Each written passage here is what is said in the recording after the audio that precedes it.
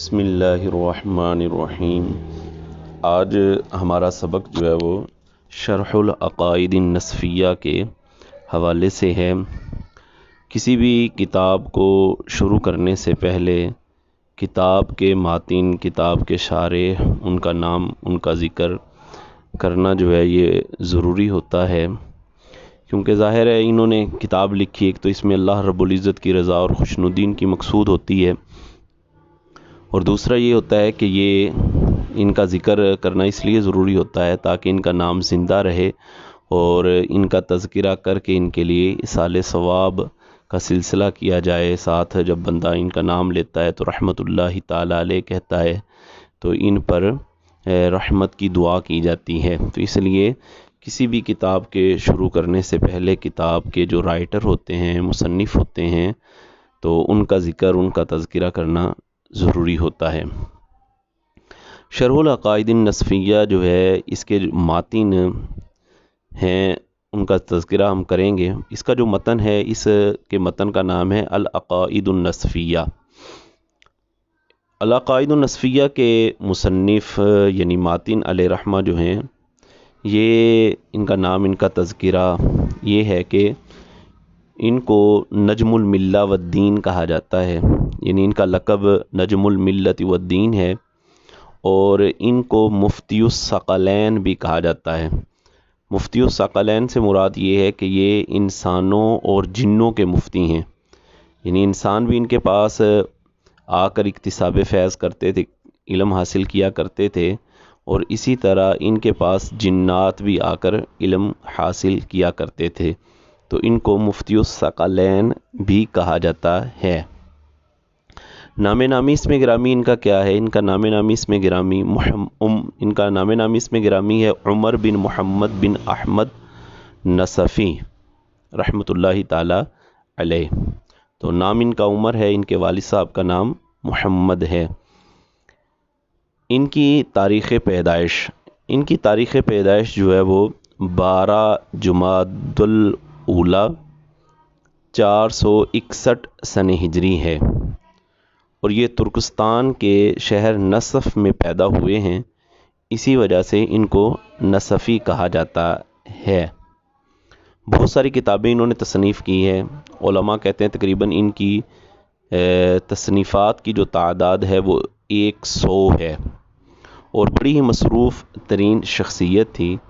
اور ان کی کتابوں میں ایک چیز یہ بھی نظر آتی ہے کہ ان کی کتابوں میں کچھ غلطیاں بھی ہیں۔ اس کی وجہ جو علماء نے بیان کی وہ یہ ہے کہ یہ کتاب تو تحریر فرماتے تھے، لیکن دوبارہ پڑھنے کا، اس کو دیکھنے کا ان کو موقع نہیں ملتا تھا، اتنے زیادہ یہ مصروف رہا کرتے تھے۔ اور یہ صاحب ہدایہ کے مشائخ میں سے ہیں، صاحب ہدایہ جو ہیں ان کے استادوں میں ان کا شمار ہوتا ہے، ان کے استاد ہیں۔ ان کا جو انتقال ہوا ہے یہ 537 سن ہجری میں ان کا انتقال ہوا ہے، اور سمرقند کے اندر ان کی تدفین ہوئی ہے، شہر سمرقند میں۔ تو یہ حنفی تھے، اور اکابر احناف کے اندر ان کا شمار ہوتا ہے۔ بہت سارے لوگوں نے آپ سے علم دین کو حاصل کیا ہے۔ تو العقائد ان کا متن ہے جو انہوں نے تحریر فرمایا ہے، اور اس العقائد کی بہت ساری شروحات بھی لکھی گئی ہیں۔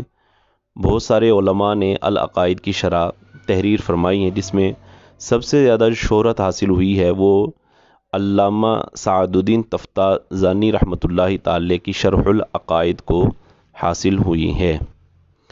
علامہ سعد الدین تفتازانی رحمۃ اللہ علیہ اس کتاب کے شارح ہیں۔ اب علامہ سعد الدین تفتازانی رحمۃ اللہ تعالی علیہ کا بھی تعارف آپ کے سامنے پیش کر دیا جائے، یعنی صاحب شرح العقائد النصفیہ المعروف علامہ سعد الدین تفتازانی رحمۃ اللہ علیہ۔ علامہ سعد الدین تفتازانی رحمۃ اللہ تعالی علیہ کا نام نامی اسم گرامی مسعود، والد صاحب کا نام عمر ہے، اور دادا جان کا نام عبداللہ ہے، یعنی اب ان کا نام یوں ہوگا مسعود بن عمر بن عبداللہ تفتازانی۔ اچھا، وہ ماتن کے حوالے سے ایک بات رہ گئی تھی. ماتن کی جو کنیت ہے وہ ابو حفص ہے، یعنی ابو حفص عمر بن محمد بن احمد نصفی. وہ متن کے حوالے سے بات رہ گئی تھی، وہ میں نے عرض کر دی. اچھا، اب شارح پر ہم آ رہے تھے. تو شرح العقائد النصفیہ کے جو مصنف ہیں ان کا نام مسعود بن عمر بن عبداللہ تفتازانی، یہ ان کا نام ہے. ان کی تاریخ پیدائش کے حوالے سے تھوڑا سا اختلاف ان کے بارے میں پایا جاتا ہے. ایک قول تو یہ کہ یہ ماہ صفر یعنی صفر المظفر کے مہینے 712 سن ہجری میں تفتازان میں پیدا ہوئے ہیں، اور یہ تفتازان خراسان کے شہروں میں سے ایک شہر ہے. تو 712 سن ہجری ان کی تاریخ پیدائش بیان کی جاتی ہے. تفتازان میں پیدا ہوئے، پھر اس کے بعد آپ سرخس میں چلے گئے تھے، اور سرخس کے اندر ہی آپ نے اقامت فرمائی ہے. تو یعنی اب یہ ہوگا کہ نام ہوگا مسعود بن عمر بن عبداللہ تفتازانی ثم سرخسی. تو یہ قول 712 سن ہجری کا ان کی تاریخ پیدائش کا ہے، اور اس قول کی تائید علامہ ابن حجر عسقلانی نے بھی کی ہے. ٹھیک ہے. دوسرا قول ان کی تاریخ پیدائش کا یہ کہ آپ کی تاریخ پیدائش 722 سن ہجری ہے، یہ قول بھی ملتا ہے. اور اس قول کی تائید علامہ جلال الدین سیوطی رحمۃ اللہ تعالی علیہ نے کی ہے. یعنی پورے 10 سال کا فرق ہے، ایک 712 کا ہے اور دوسرا قول 722 سن ہجری کا ہے. تو یہ تاریخ پیدائش ہے. اچھا، دو چیزیں ہو گئی، نام بھی ہو گیا، تاریخ پیدائش بھی ہو گئی. اب تیسری چیز ہے تعلیم. علامہ سعد الدین تفتازانی رحمۃ اللہ علیہ نے تعلیم کہاں سے حاصل کی؟ تو علامہ سعد الدین تفتازانی رحمۃ اللہ تعالی علامہ قاضی عدو الدین اے جی کے حلقہ درس میں شامل ہوئے. اور یہ علامہ قاضی عدو الدین اے جی جو ہیں یہ علم کلام، علم منطق، علم بدیع، علم معانی، علم اصول وغیرہ پڑھایا کرتے تھے. علامہ سعد الدین تفتازانی رحمۃ اللہ تعالی جب آپ کے حلقہ درس میں شامل ہوئے تو آپ کی ذکاوت انتہائی قلیل تھی، یعنی غبی الذہن تھے، اور شرکائے درس بھی آپ کو غبی الذہن ہی سمجھتے تھے. اور حتیٰ کہ بات یہاں تک تھی کہ اپنی جماعت میں سب سے زیادہ کند ذہن تھے، اور جب استاد وغیرہ کند ذہنی کی کوئی مثال دینا چاہتے تو آپ کا نام لیا جاتا تھا کہ جیسا کہ یہ کند ذہن ہے کہا جاتا تھا. یعنی کند ذہن ہونے کے باوجود بھی علامہ سعد الدین تفتازانی رحمۃ اللہ علیہ آپ نے بہت زیادہ محنت کی، بڑے محنتی تھے. اور یہ مقولہ جو کہا جاتا ہے کہ من جد وجدہ، جس نے کوشش کی اس نے پا لیا، اس کے مصداق بنے. محنت بڑی کی. ایک دفعہ کیا ہوا کہ آپ آرام فرما تھے، خلوت میں تھے، تو خواب میں ایک شخص آئے. انہوں نے آ کر آپ کو کہا چلو سعد الدین سیر کے لیے چلتے ہیں. آپ نے انہیں پہچانا نہیں، اجنبی تھے. سیر کے لیے چلیں. تو حضرت علامہ سعد الدین تفتازانی رحمۃ اللہ علیہ نے فرمایا میں سیر کرنے کے لیے پیدا نہیں کیا گیا. وہ دوبارہ پھر آئے، انہوں نے اسی طرح کہا چلو سعد الدین سیر کے لیے چلیں. آپ نے جواب یہی دیا کہ میں سیر کے لیے نہیں پیدا کیا گیا. 3 دفعہ ایسا ہوا. تیسری دفعہ جو ہے وہ شخص جو آئے تھے انہوں نے کہا کہ سعد الدین چلو حضور آپ کو بلا رہے ہیں. اب جب انہوں نے سنا کہ حضور علیہ الصلوۃ والسلام مجھے بلا رہے ہیں تو یہ ننگے پاؤں ہی دوڑ پڑے. یعنی بستی سے باہر نکلے تو درختوں کے نیچے حضور صلی اللہ علیہ وسلم جلوہ فرما ہے، صحابہ بھی بیٹھے ہوئے ہیں. یہ علامہ سعد الدین تفتازانی رحمۃ اللہ علیہ وہاں جا کر بیٹھ گئے. جناب بیٹھے تو انہوں نے قلت فہم کا شکوہ کیا، کن ذہنی کا شکوہ کیا کہ حضور میں بڑا کن ذہن ہوں اور علم دین حاصل کر رہا ہوں لیکن بات سمجھ نہیں آتی. جب قلت فہم کا، غبی الذہن ہونے کا شکوہ کیا تو حضور جانا صلی اللہ علیہ وسلم نے فرمایا سعد الدین، فرمایا منہ کھولو. جب انہوں نے منہ کھولا تو حضور علیہ الصلوۃ والسلام نے اپنا لعاب دہن ڈالا. لعاب دہن کے تو کیا کہنے, لعاب دہن کی برکتیں ہی بڑی ہیں. یہ تو کھاری پانی میں گرے تو اس کو میٹھا بنا دیتا ہے, ٹوٹی ہڈی پہ لگے تو اس کو صحیح سلامت کر دیتا ہے, دکھتی ہوئی آنکھوں پر لگے تو وہ تندرست ہو جاتی ہیں فوراً, جیسے کبھی دکھی ہی نہیں تھی. تو اب ان کے منہ کے اندر لعاب دہن ڈال دیا حضور علیہ الصلوۃ والسلام نے. دوسرے دن جب کلاس میں گئے, بیٹھے, استادوں نے سبق پڑھایا. جب استادوں نے سبق پڑھایا تو علامہ سعد الدین تفتازانی رحمۃ اللہ تعالی علیہ کھڑے ہو گئے اور اس بیان کردہ سبق پر آپ نے اشکالات وارد کیے, اعتراضات کر دیے. اب جب آپ کے اشکالات, جو آپ کے ہم مکتب تھے, کلاس فیلو تھے, شرکائے درس تھے, انہوں نے سنے تو وہ مذاق سمجھنے لگے کہ یہ کند ذہن ہے, غبی ذہن ہے, اس نے کیا کہنا ہے, یہ کیا بونگیاں, جیسے لوگ کہہ دیتے ہیں جی بونگیاں مار رہے ہیں, تو یہ کیا باتیں کر رہے ہیں. یعنی وہ آگے سے مذاق سا کرنے لگے, ہنسنے سے لگ گئے. لیکن استاد صاحب نے جب ان کے اعتراضات, اشکالات سنے نا, تو جان لیا کہ یہ پہلے والا سعد نہیں لگ رہا, پہلے والا سعد الدین نہیں ہے. تو استادوں نے, قاضی عہد الدین صاحب نے ان کو پاس بلایا اور فرمایا سعد الدین کیا مسئلہ بنا, یعنی یہ مسعود بن عمر کیا مسئلہ بنا. تو انہوں نے بتایا کہ ایسا ایسا ہوا, حضور علیہ الصلوۃ والسلام نے میرے منہ کے اندر لعاب دہن ڈالا ہے. تو استادوں نے فوراً ان کو جو ہے اپنے سینے سے لگا لیا. اور پھر علامہ سعد الدین تفتازانی رحمۃ اللہ علیہ نے محنت کی, محنت کر کے آپ نے علم دین حاصل کیا اور وقت کے بہت بڑے امام بنے, اور اکابر علماء اور اکابر مشائخ میں آپ کا شمار ہونے لگا. اور جو ہے وہ اکابر علماء میں آپ کا نام آنے لگا, اور بہت سارے بڑے بڑے لوگوں نے, بڑے بڑے علماء نے آپ کی تعریف کی. علامہ جلال الدین سیوطی رحمۃ اللہ علیہ, علامہ ابن حجر عسقلانی اور دیگر بڑے بڑے علماء نے آپ کی تعریف کی ہے اور آپ کے علم کو تسلیم کیا ہے. یہ آپ کی تعلیم کے حوالے سے ایک مشہور واقعہ تھا جو میں نے آپ کے سامنے ذکر کیا. مسلکاً آپ کیا تھے, آپ کا مسلک کیا تھا. کچھ لوگوں نے آپ کو حنفی کہا ہے, جیسا کہ آپ کی تصنیفات سے یہ بات ثابت ہوتی ہے. تو آپ کو حنفی کہا جاتا ہے, جیسا کہ صاحب بحر الرائق علامہ ابن نجیم المصری نے آپ کو حنفی لکھا ہے. سید احمد طحاوی رحمۃ اللہ علیہ نے, علامہ ملا علی قاری رحمۃ اللہ علیہ نے آپ کو حنفی لکھا ہے.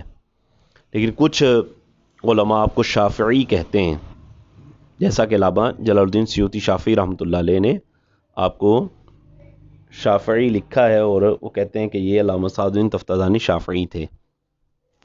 اچھا جی, اب اس میں دیکھیں نام بھی ہو گیا, تاریخ پیدائش بھی ہوگی, تعلیم بھی ہو گئی, اور مسلک بھی ہو گئی. ان چار چیزیں بیان کر دی. کسی بھی تعارف کے اندر اس طرح ہی یہ ترتیب رکھی جاتی ہے. اچھا, پھر آپ کی جو تصنیفات ہیں اس کے تو کیا کہنے ہیں, یعنی بے شمار آپ کی تصنیفات ہیں, بے شمار آپ نے کتابیں تحریر کی, بے شمار علوم و فنون پر آپ نے قلم اٹھایا ہے. اور درس نظامی کے اندر سب سے زیادہ آپ کی ہی لکھی ہوئی کتابیں پڑھائی جاتی ہیں. جیسا کہ منطق میں اگر دیکھا جائے تو تہذیب, جو شرح تہذیب ہے, یعنی تہذیب اس کا جو متن ہے وہ علامہ سعد الدین تفتازانی رحمۃ اللہ علیہ کے جو منطق میں بڑی زبردست کتاب ہے.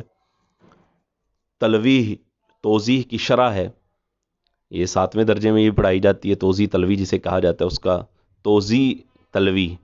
تو تلویح جو ہے یہ علامہ سعد الدین تفتازانی رحمۃ اللہ علیہ کی ہے. شرح مطول یہ بھی درس نظامی کے اندر پڑھائی جاتی ہے, بلاغت میں بڑی اعلیٰ کتاب ہے, یہ بھی علامہ سعد الدین تفتازانی رحمۃ اللہ علیہ کی ہے. اسی طرح بلاغت میں مختصر المعانی, یہ بھی علامہ سعد الدین تفتازانی رحمۃ اللہ تعالی علیہ کی ہے.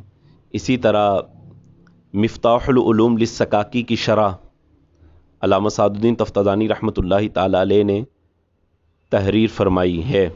اور یہ شرح العقائد النصفیہ, یہ بھی علامہ سعد الدین تفتازانی کی ہے. اس کے علاوہ تفسیر کے اندر علم کلام, علم منطق, علم بدیع, علم معانی, علم اصول اور علم تفسیر, یعنی بہت سارے علوم و فنون پر آپ نے کتابیں تحریر فرمائی ہیں. تاریخ وصال کے حوالے سے اگر دیکھا جائے تو جس طرح تاریخ پیدائش میں اختلاف ہے، اسی طرح تاریخ وصال میں بھی اختلاف ہے علماء کا کہ آپ نے کس تاریخ کو وصال فرمایا ہے، سن کیا ہے۔ تو ایک قول میں یہ ملتا ہے کہ 792 سن ہجری میں آپ کا انتقال ہوا ہے۔ علامہ ابن حجر اسقلانی نے اسی کو ترجیح دی ہے، اور اگر صاحب نبراس کو دیکھا جائے تو صاحب نبراس نے بھی اسی قول کو ترجیح دی ہے۔ صاحب نبراس نے واقعہ تحریر فرمایا ہے آپ کے وصال کے حوالے سے، بڑا مشہور واقعہ ہے کہ سلطان امیر تیمور العارج جو تھے، ان کے دربار کے اندر علامہ سعد الدین تفتازانی رحمۃ اللہ علیہ بڑے مقرب تھے، ان کے بڑے قریبی تھے، بڑا مقام و مرتبہ تھا آپ کا۔ تو اسی دربار کے اندر سید شریف جورجانی یہ بھی آئے۔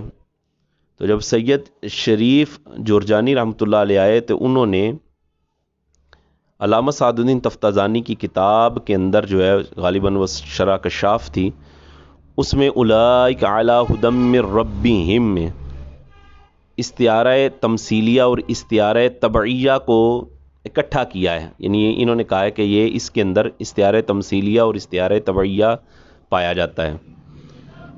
اس پر سید شریف جرجانی نے اعتراضات کیے، بہرحال اعتراضات کیے تو صاحب نبراس لکھتے ہیں کہ دونوں کے درمیان مناظرہ ہوا، یعنی علامہ سعد الدین تفتازانی اور سید شریف جرجانی رحمۃ اللہ علیہ دونوں میں مناظرہ ہوا۔ جب مناظرہ ہوا تو سید شریف جرجانی جو ہے وہ علامہ سعد الدین تفتازانی پر غالب آ گئے، اور یہ جو مناظرہ ہوا تھا، یہ مناظرہ صاحب نبراس کہتے ہیں 791 سن ہجری میں ہوا ہے۔ جب وہ مناظرہ ہوا تو بادشاہ وقت سلطان امیر تیمور نے علامہ سعد الدین تفتازانی کے درجے کو کم کر دیا اور سید شریف جرجانی کے درجے کو بڑھا دیا، یعنی ان کو اپنا مقرب اور قریبی بنا لیا۔ اس کا علامہ سعد الدین تفتازانی کو بڑا دکھ ہوا، اور اسی وجہ سے آپ بیمار ہو گئے، اور ٹھیک 1 سال کے بعد آپ کا انتقال ہو گیا۔ تو اس سے یہ ثابت ہوتا ہے کہ آپ کی تاریخ وصال جو ہے وہ 792 سن ہجری محرم الحرام 2 محرم الحرام 792 سن ہجری، اس کو صاحب نبراس نے تحریر کی ہے۔ دوسرا قول جو 791 سن ہجری کا وہ بھی ملتا ہے، لیکن صاحب نبراس نے چونکہ شرح عقائد نصفیہ کی شرح کی ہے اور بڑی زبردست بڑی اعلیٰ ترین شرح ہے، ان کا قول جو ہے وہ مانا جائے گا، ان کو قول کو لیا جائے گا۔ تو انہوں نے جو تحریر کیا وہ یہ ہے کہ 2 محرم الحرام 792 سن ہجری میں علامہ سعد الدین تفتازانی رحمۃ اللہ علیہ کا انتقال ہوا، اور سمرقند کے اندر ہی آپ کا مزار پاک بنا دیا گیا ہے۔ تو یہ شرح العقائد النصفیہ کے جو مصنف ہیں ان کا تعارف آپ کے سامنے میں نے ذکر کیا ہے۔ ماتن کا بھی ہو گیا کہ ماتن کا نام ابو حفص عمر نصفی رحمۃ اللہ تعالی علیہ ہے، نجم الملہ والدین ان کا لقب ہے، مفتی الثقلین بھی ان کو کہا جاتا ہے، اور یہ وقت کے بہت بڑے امام اور اکابرین میں ان کا شمار ہوتا ہے۔ اور ان کی تاریخ پیدائش بھی میں نے آپ کے سامنے ذکر کی، تاریخ وصال بھی ذکر کر دی، پھر اس کے بعد علامہ سعد الدین تفتازانی رحمۃ اللہ علیہ کا تعارف بھی ہو گیا۔ تو یہ العقائد النصفیہ کے جو مصنف ہیں ان کا بھی ہو گیا، اور شرح العقائد النصفیہ جو ہیں ان کا بھی تعارف آپ کے سامنے پیش ہو گیا۔ اس کو یاد کیجیے گا، انشاءاللہ اگلے سبق کے اندر دوبارہ ہم باقاعدہ طور پہ کتاب کو لے کر چلیں گے، اور کتاب کے سبق کا آغاز کیا جائے گا انشاءاللہ عز و جل۔